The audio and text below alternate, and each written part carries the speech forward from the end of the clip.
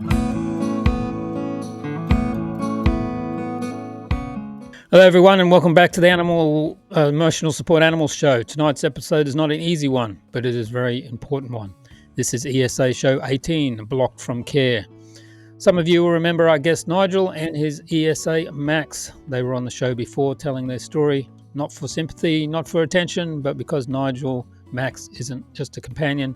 Max is part of how he survives day to day. Since that show, things haven't got easier, they got harder. Nigel has been trying to access mental health support through Talking Therapies, the very services that are meant to help people when they are struggling the most. But he's been told that he cannot bring Max with him, even after medical confirmation, even after legal letters explaining his rights, even after we contacted the service directly. And now they've stopped responding to him altogether. So tonight, we're not talking about theory, we're not talking about opinions. We're talking about what happens when a person with a hidden disability is effectively blocked from healthcare because of the medical aid they rely on. Under UK law, that matters. The Equality Act 2010 protects people with hidden disabilities. It places a duty on services to make reasonable adjustments, and refusing access to care because of a disability-related medical aid can cross into unlawful discrimination. But laws only matter if they are respected in real life. So tonight, Nigel is back with us, not to retell his story, but to tell you what's happened since, what doors have been closed, and what it has meant for both him and Max. Because this is not just about one man and one dog. This is about whether our healthcare system is truly accessible, or accessible on paper. Nigel, thank you for coming back on the show. Thank you for trusting us to help tell what you've been dealing with. Let's talk about what's really been happening since we last spoke. So, since we last spoke on the show, what happened with your Talking Therapies appointments? Yeah, and as you know, that when I first appeared on the show, my opinion was that I was actually having a great time with my ESA. I had very little problems getting into shops. In fact, anywhere I went, I was quite happy that they let me in. They never really questioned anything. Since then, I was undergoing therapy for my, I was diagnosed with complex PTSD. It was recommended by my my psychiatrist that I utilised a ESA, and thankfully I did get an ESA, and it worked. It was marvellous to have the ESA. After a few years, I managed to get into Talking Therapies, where I had a lovely therapist, and for several sessions I attended with Max. Unfortunately, my therapist ended up going long-term sick, and I'll keep the story short at this stage. Max attended with me for several sessions. She went long-term sick. They asked me if I would rather wait for my therapist to return from sick, or would I prefer to have another therapist? Because I obviously made a connection with that therapist, I said I'd rather wait for her to come back and continue my therapy. Because she was, unfortunately for her, unable to return, they allocated me another therapist. When I arrived at the session, the new therapist was unfortunately dog phobic, which I fully understand, fully appreciate. She said to me that she would try to deal with it with me, and she did one therapy session. At that therapy session, I could see she was very uncomfortable, etc. And at the end of it, she said to me that she would email me and let me know if she was able to continue at the next session. When I arrived at the next session, which was block booking every Tuesday. Now, for me to get to the next session, as you can imagine, with my condition, was quite traumatic. So Max and I turned up, reported into reception as you would normally do. The lady at reception said, "No, you're not booked in for a session." So of course I replied that my sessions are every Tuesday, 11 o'clock. Luckily, the lady came out from her office. And I said, "Well, this is my therapist here." She sort of flushed a little bit and said, "Oh." And I said, "Well, you were supposed to email me and tell me if you could or could not deal with Max." And Anyway, subsequently they called the manager down, and the manager said, well, you're not allowed to bring that dog into the building. So I explained to him that he was my ESA, and he's told me, quote, it's against our policy, unquote. So I then asked him for a copy of his policy, and he replied, well, I'll have to send you a copy. So I said, well, I would like you to send me a copy, because you should be aware it's discrimination against me, against my, actually I call it equal rights, to be honest. I was wrong on that. It's against my human rights. And he sort of said, well, no, we allow hearing and blind dogs, I call it. Obviously, guide dogs, not blind dogs. So service animals, yeah. Yeah. And I said, well, no, ESA dogs are my medical, this one's my medical aid. And you should know that he was with me for every session prior to my last therapist going on long-term sick. Can you explain to me why he was allowed in for all those sessions, and now suddenly it's against your policy? Anyway, I'll be quite honest with you. I then turned it around and left the building because I was getting a little bit tetchy. Sent them an email and said, I would like you to answer my questions. A, I want to see your policy, and B, why you wouldn't allow my dog in. Then subsequently, I've been kept on holding emails, basically fobbed off. All right, so they haven't given you any clear legal or medical reason for refusing yet? Nothing at all. Okay. So I contacted yourselves, and your department sent me a framework letter with the law, basically, which I sent to Talking Therapies, and as you've mentioned on the introduction, nil response. Yeah, and you did explain that Max was medically required, right? Yeah, and you explained Max was medically required. Yeah. Okay, so they haven't, so they haven't responded when you explained your disability or medical needs at all.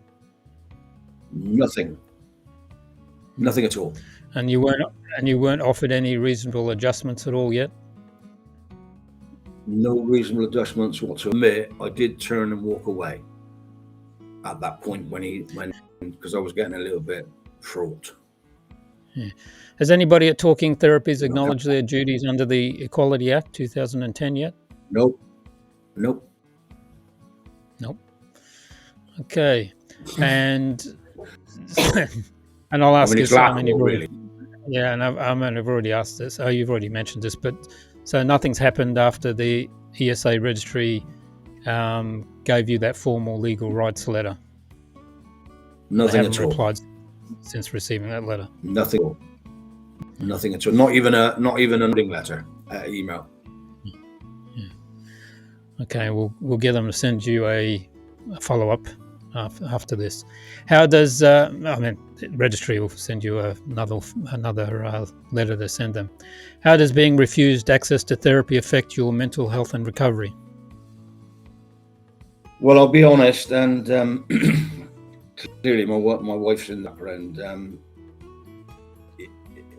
Since then, I've had several triggers, and it's put me back. It's put me back 3 steps.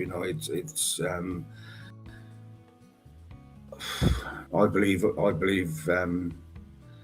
Sorry, I get a bit.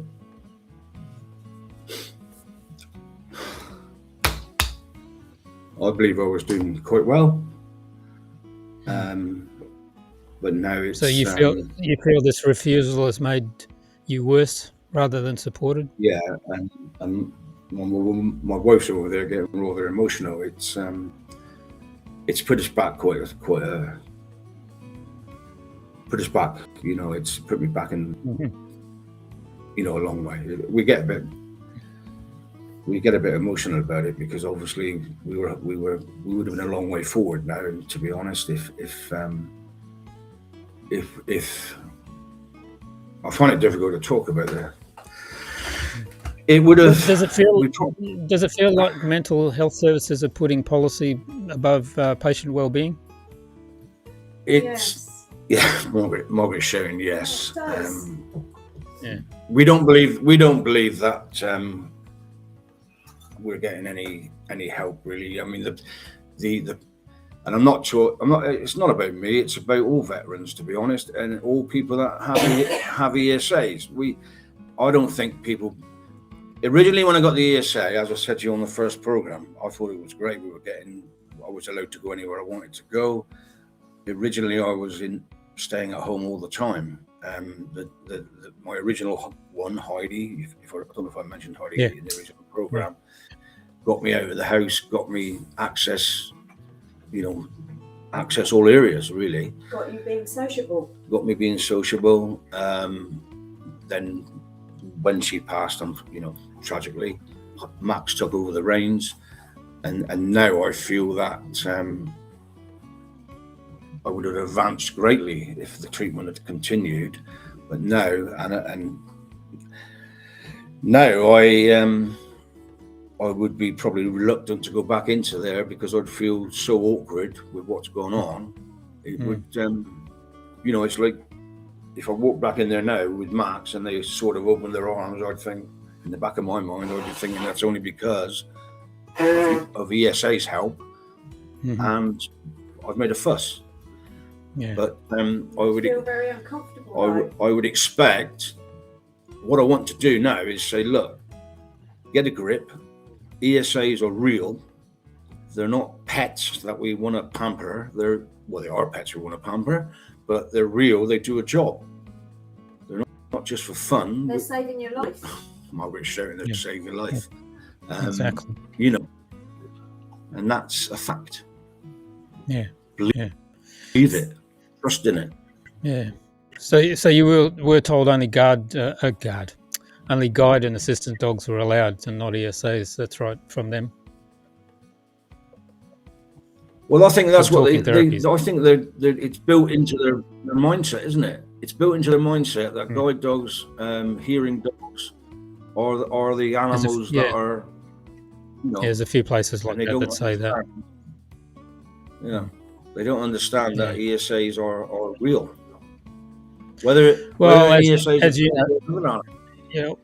As you know, an ESA is actually a medical aid, just like a wheelchair, or they stop people with wheelchairs going into the business. So same thing. So, do you think there is a confusion with services about the law actually says, about your rights with a medical aid like Max?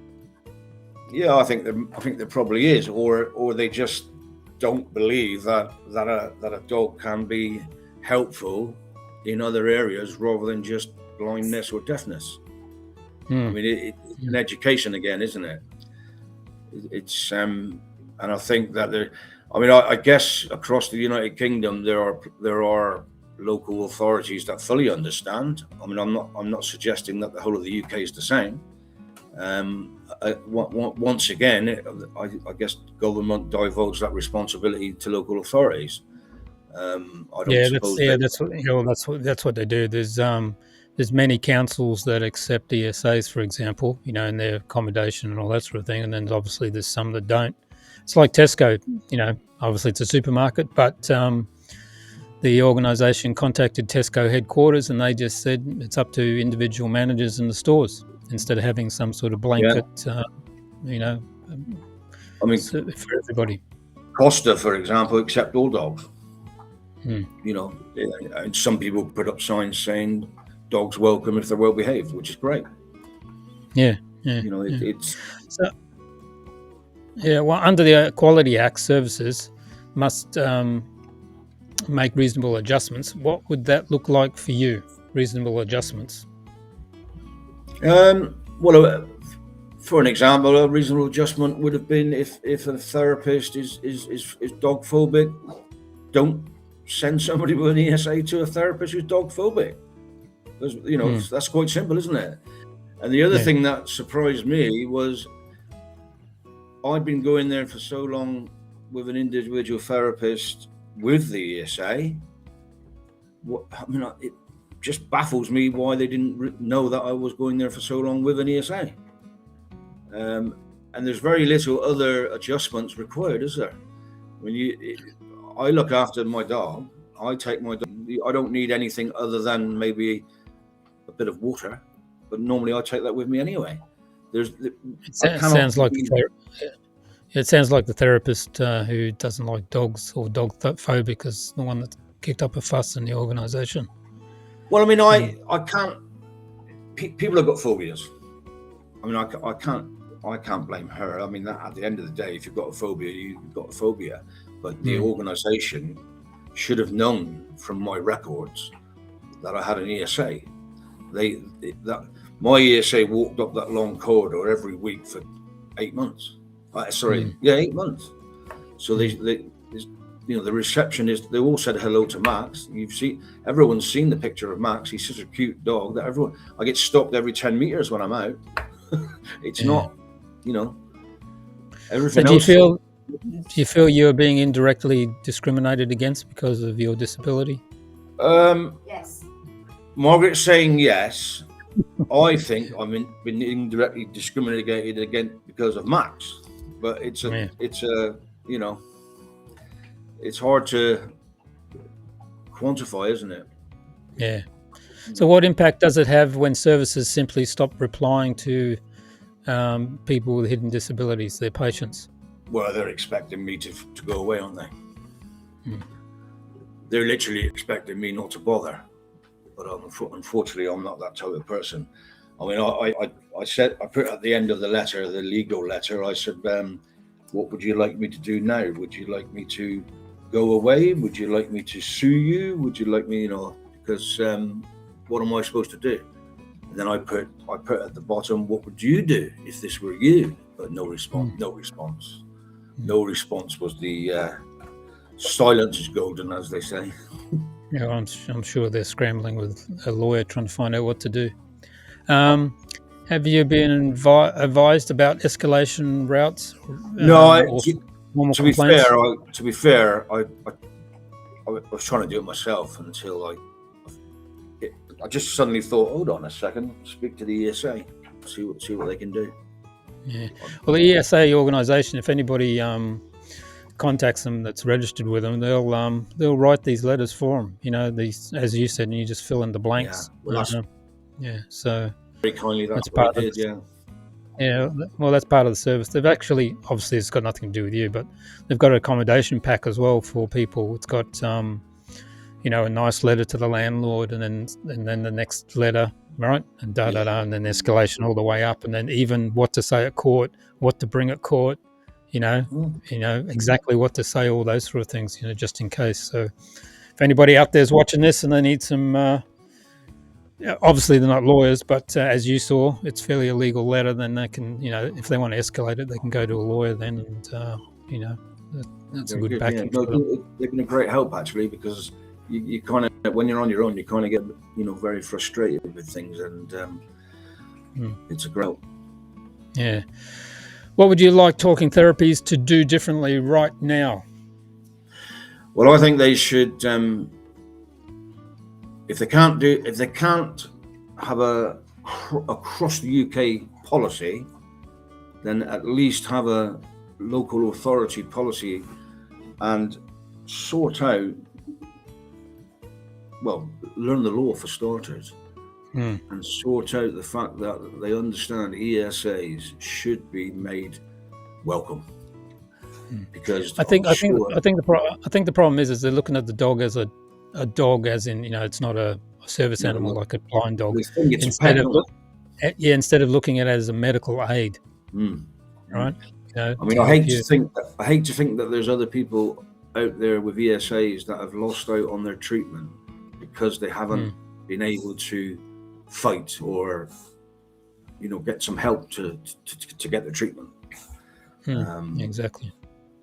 Well, like I said, if anybody out there needs some help, the ESA organisation will write some standard letters to start the process off anyway, so that'll help. What message would you give to healthcare providers about patients with hidden disabilities and medical aids like Max? Treat them with respect. Don't judge us. Look at the ESA owner's registration. It is genuine.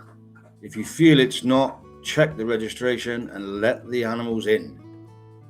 I will interject here. There's now 2 other websites that are registering ESAs in the UK. Sure. They started last year, but you can self-assessment. You don't need any medical things. So actually, if you just got a pet, you can just go in there and register. So there's a big difference there. So the one obviously you're with, you need a medical reason, and that's why the councils and universities use them. But these other 2, you can just tick a box and then they'll just register you. You don't have to. Yeah. So it's essentially, if you have a look, they're essentially sites to make money. Yeah. Well, check the correct registration then. Yeah. Well, they're people are registering with them, and then the organisation you're with gets emails saying, "I haven't got this, I haven't got that," and they go, "Sorry, that's not us." They go, "What?" So they've got similar logos as well and similar names. Yeah. But I mean, that's the case with lots of organisations, isn't it? Not just exactly. Yeah. I mean. Yeah. So what advice would you give to someone else being told that they can't bring their ESA to treatment? Well, they're going to have the law, and if that doesn't work, they're going to have to contact people such as yourselves and get help. And that's what I've done. And after the result of this situation, perhaps we can get things changed. So what outcome are you hoping for, not just for you, but for others facing the same barriers? Well, for everybody that has an ESA, I just hope that sooner rather than later, the policy changes and people that are in the position to change the policy wake up and accept the ESAs are there and they are medical aids. Good. Hang on. That's the best thing we can hope for. Great. Okay, that was the last question. Anything else you want to add? Just they're making your life really difficult. Yeah, to try and get your therapy. Myself and anyone else that's had this problem, they are making life for us very difficult. You're